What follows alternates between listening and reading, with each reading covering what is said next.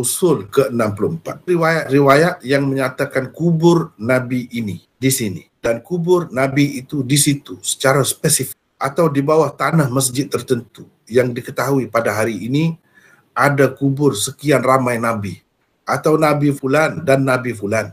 Tidak ada satu pun yang sahih kecuali kubur Nabi kita Muhammad sallallahu alaihi wasallam. Kubur Nabi kita itu memang sahih. Memang di situlah tempat yang kita maklum pada hari ini. Banyak juga daripadanya merupakan riwayat-riwayat Israiliyat. Usul ini sangat penting, mudah je untuk sesiapa pun ingat itu saja. Selain daripada Nabi kita, tak ada. Kubur Nabi mana pun daripada Nabi Adam, tak ada.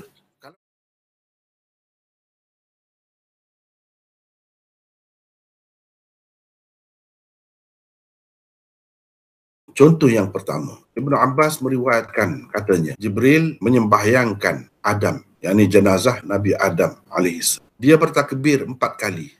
Pada hari itu, Jibril bersembahyang dengan malaikat. Dan Adam dikebumikan di dalam Masjid Al-Khaif. Jenazahnya diambil dari arah kiblat. Kuburnya dibuat lahat dan ditinggikan berupa bonggol yang memanjang.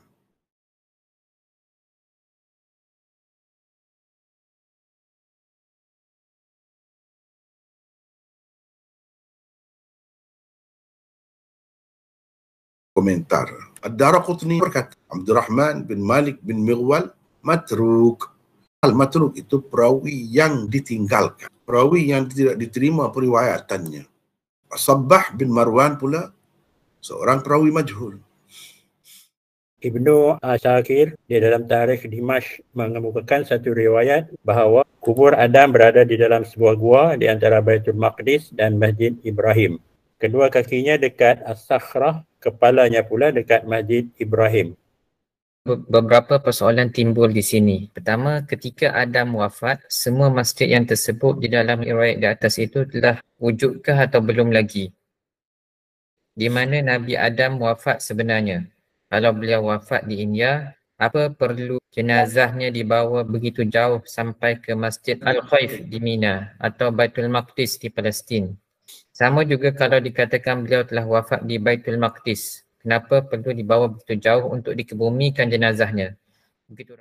Riwayat-riwayat yang dikemukakan di atas jelas sekali bercanggahan antara satu sama lain. Ittirab nyata dengan terang sekali padanya. Anda tidak akan dapat mengetahui mana satu daripadanya yang betul dan harus ditarjihkan.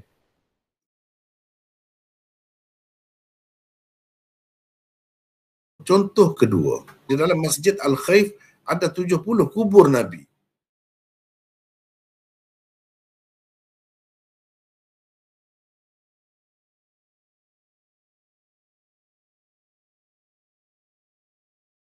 Komentar. Hadis di atas karut, mungkar dan syaz. Walaupun zahir isnadnya kelihatan seperti sahih kepada sesetengah orang yang tidak mendalami ilmu hadis. Apakah hasil dan pengajaran yang agaknya dapat diambil oleh umat Islam daripada hadis seperti itu? Apakah kerana pada tapak Masjid Al-Khaif itu ada kubur 70 orang Nabi, maka elok dan ada kelebihanlah bersembahyang padanya? Apa maksud sebenar hadis itu? Adakah itu maksudnya? Tidak jelas. Apa yang telah menjadi kenyataan sejarah ialah hadis itu telah dijadikan dalil oleh golongan kuburiyun tentang keharusan bersembahyang di kubur. Bahkan keelokan bersembahyang padanya atau pada masjid-masjid yang dibina berdekatan dengan kubur. Hadis itu dijadikan dalil oleh mereka tentang eloknya membina masjid di atas kubur atau mengebumikan orang-orang tertentu, khususnya orang-orang yang dianggap sebagai wali oleh mereka di dalam masjid. Sedangkan itu jelas bercanggah dengan sekian banyak hadis sahih, bahkan mutawatir yang melarang daripada membina masjid di atas kubur atau bersembahyang di atas kubur. Banyak kemusykilan timbul apabila kita berhadapan dengan hadis ini. Apakah Masjid Al-Khaif itu telah wujud terlebih dahulu sebelum 70 orang Nabi dikebumikan di dalamnya? Artinya mereka sengaja dikebumikan di dalamnya setelah ia dibina atau dibangunkan. Dan masjid juga merupakan perkuburan bagi Nabi-Nabi. Adakah itu sesuatu yang patut dicontohi atau ia khusus dengan para Nabi sahaja?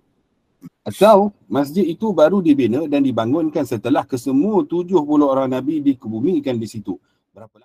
Terdapat banyak sekali hadis Rasulullah sallallahu alaihi wasallam yang melaknat orang-orang Yahudi dan Nasara yang menjadikan kubur-kubur nabi-nabi mereka sebagai masjid. Nabi SAW bahkan telah melaknat secara umum semua orang yang menjadikan kubur sebagai masjid. Hadis itu juga bercanggah dengan hadis-hadis sahih yang mengharamkan bersembahyang dengan menghadap ke arah kubur, memijak-mijak kubur dan berjalan-jalan di atasnya, memasang lampu atau pelita di kubur dengan kepercayaan tertentu. Ia bercanggah dengan ijma' sekalian ulama tentang haramnya menjadikan kubur sebagai masjid atau membina masjid di atas kubur. Kalaulah hadis itu benar-benar disabdakan oleh Rasulullah sallallahu alaihi wasallam, tentulah baginda tidak bersembahyang di Masjid Al-Khaif dan tentu juga baginda melarang para sahabatnya dan juga umatnya daripada bersembahyang di masjid itu. Hadis-hadis yang menyatakan Rasulullah sallallahu alaihi wasallam bersembahyang di Masjid Al-Khaif dan para sahabatnya juga bersembahyang di masjid itu pula sahih dan sabit.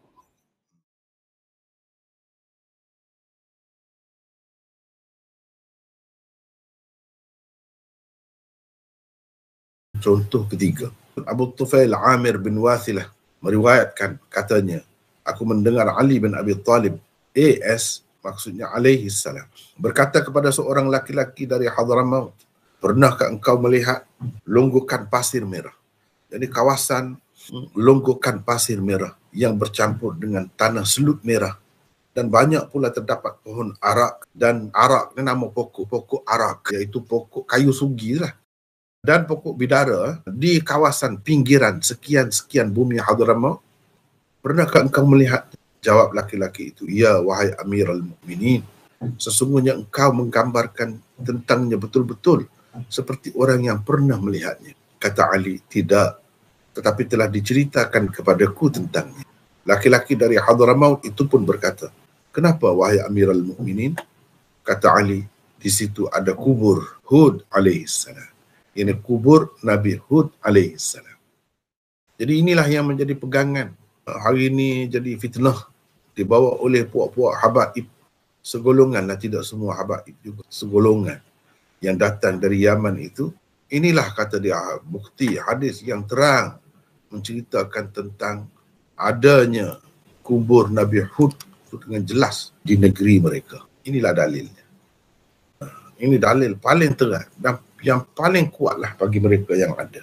Dan kita akan bahas, kita akan bincangkan sejauh mana kuatan hadis ini seperti yang didakwa oleh mereka sehingga menyebabkan begitu berleluasanya fitnah, bid'ah, khurafat dan kesyirikan yang berlaku di sana akibat adanya apa yang dikatakan sebagai kubur Nabi Hud. Dan sekarang ni kalau kita tengok dibinanya situ kubur Nabi Hud itu kononnya. Padahal asasnya paling baik pun inilah riwayatnya yang paling baik pun. Ini yang paling baik pun macam ni. Bayangkanlah yang lain-lain lagi. Tapi kalau kita tidak dedah, kan orang tak tahu. Inilah yang dibawa ke mana-mana. Kalau dengar puak-puak Habib ni, akan adalah lama-lama dia akan keluar lah benda ni.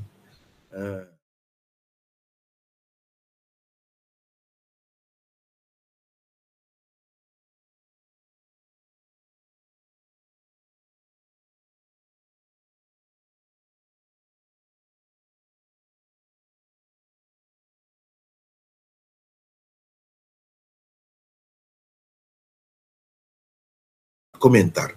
Hadis itu hadis maudhu. Itu ada beberapa perawi yang cukup bermasalah.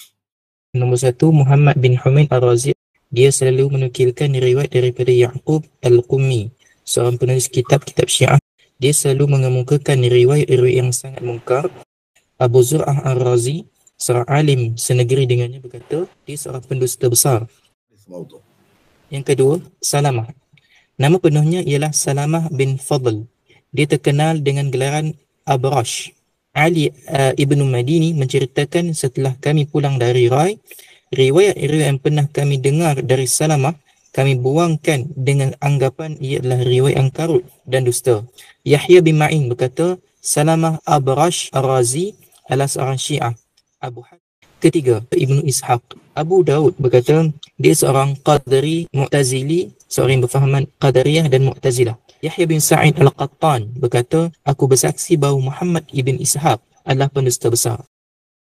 Gambaran yang diberikan dalam asar itu tidak tepat sama sekali dengan kedudukan dan suasana kubur yang dimasyhurkan sebagai kubur Nabi Hud alaihissalam hari ini. Terdapat beberapa bukti di dalam matan dan sanadnya yang menunjukkan riwayat itu sebenarnya berpunca daripada Syiah. Antaranya ialah satu, kata-kata Abu Tufail Amir bin Wathilah ketika meriwayatkannya, aku mendengar Ali bin Abi Talib alaihissalam. Ucapan alaihissalam hanya digunakan oleh orang-orang Syiah setelah menyebut nama Sayyidina Ali sebagai doa kebaikan untuknya. Kedua, ia mempopularkan ziarah kubur sebagai satu ritual dalam ajaran mereka. Juga menjustifikasikan amalan-amalan ziarah kubur dengan kaifiat termaklum di kalangan kuburiyun, yakni penyembah-penyembah kubur.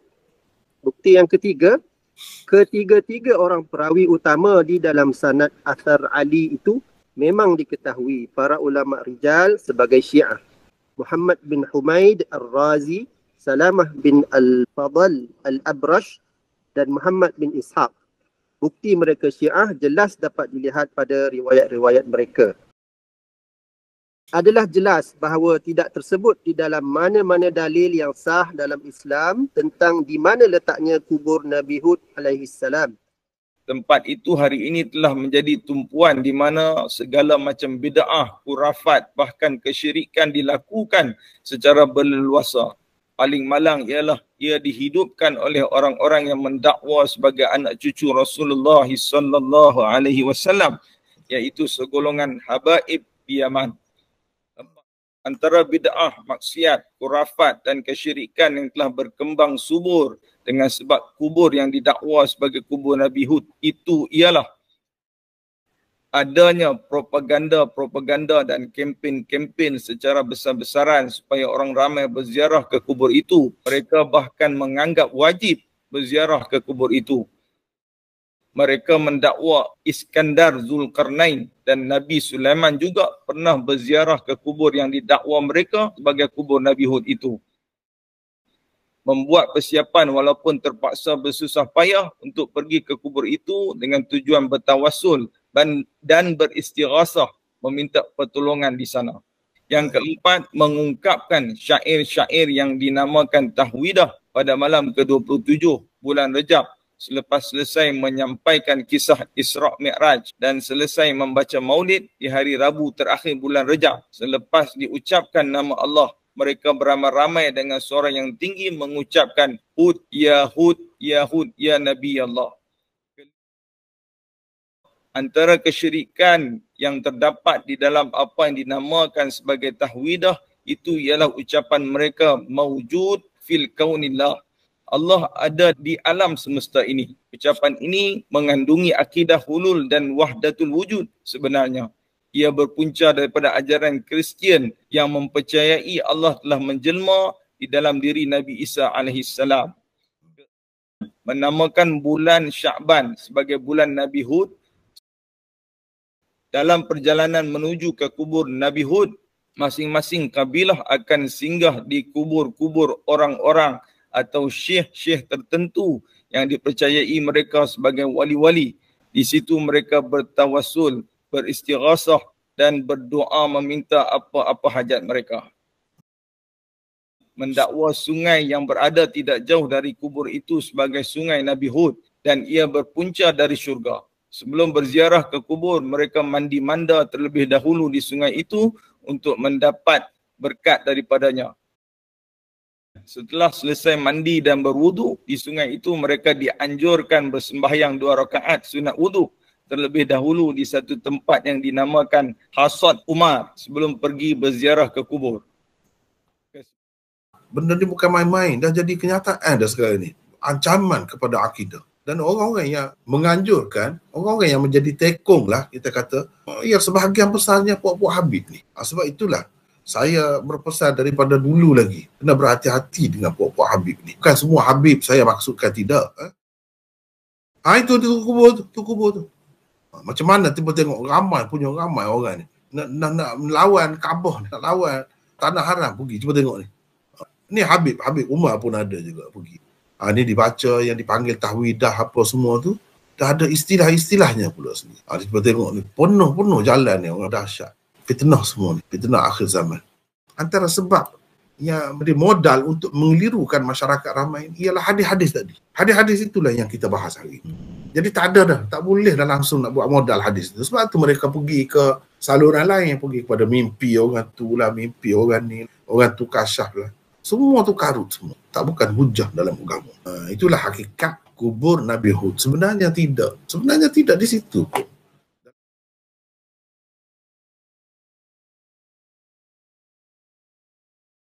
Contoh keempat. Bermaksud Abdullah bin Damrah As-Saluli berkata, di antara rukun itu maksudnya rukun Hajar Aswad lah. Hingga ke maqam, maksudnya maqam Ibrahim. Dekat Kaabah tu lah. Hingga ke telaga Zamzam ada kubur 99 orang Nabi. Mereka datang untuk mengerjakan haji. Lalu dikebumikan di sana. Maksudnya lalu wafat dan dikebumikan di sana.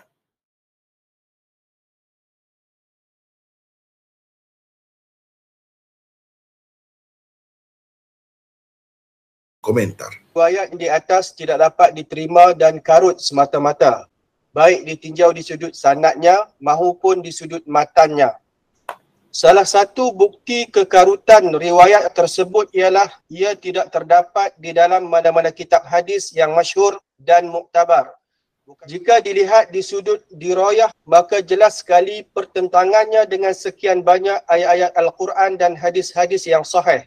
Selain bertentangan dengan roh ajaran Islam yang begitu keras menentang kesyirikan dan menekankan keikhlasan ibadat kepada Allah semata-mata.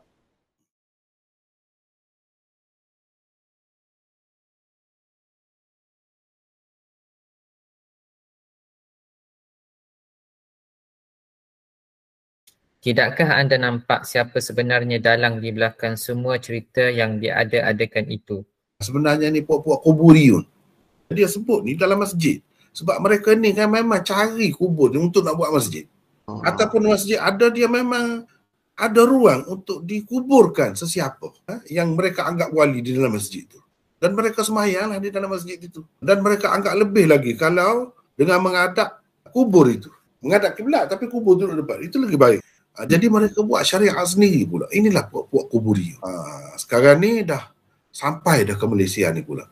Macam-macam lah nama. Syekh Nazim lah, Habib itu, Habib inilah. Ini semua penyakit ni. Tapi saya bimbang lah dengan kedatangan adanya ni pahaman Syekh Nazim apa semua ni. Habib-habib ni yang terlalu suka bawa orang kepada kubur Habib Umar itu kan. Dia kan menghidupkan kubur Nabi Hud tu. Pergi dengan keluarga, dengan anak beranak, dengan anak buah dia pergi mandi di sungai tu apa sebelum pergi ziarah kubur Nabi Hud tu. Dahsyat. Ini kuburiyun lah tu. Macam tu lah dia katakan kuburiyun tu. Kalau orang yang belajar hadis, dia mesti tahu benda ni. Masyarakat ni akan tertipu teruk lah kalau macam tu. Apalagi kalau pihak berkuasa agama pula membiarkan mudah-mudah ya. Duduk jemput lagi orang-orang seperti ni, lagilah bahaya. Sebab apa masyarakat anggap, masyarakat ingat dah kerajaan kan jemput, dah majlis agama akan benarkan, maknanya dia ni orang bagus lah, ajarannya tak ada salah lah.